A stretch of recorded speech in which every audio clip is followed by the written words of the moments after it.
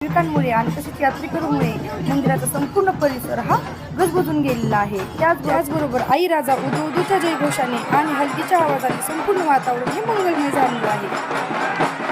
आणि आम्ही देखील आज पौर्णिमेनिमित्त दर्शनासाठी मंदिरावर आलेलो आहोत आणि ही गर्दी मंदिरावरती पहाटेपासूनच आहे। एवढ्या गर्दीत देखील हलगी वाजवत तसंच हळदीची उधळण करत भाविक मोठ्या प्रमाणात मंदिराकडे जात आहेत। कारण मंदिरावर देवीला हळद लावणे तसेच तेल चढवले जाते। त्याचबरोबर संध्याकाळी छबिना, मिरवणूक असे कार्यक्रम देखील मंदिरावर होतात।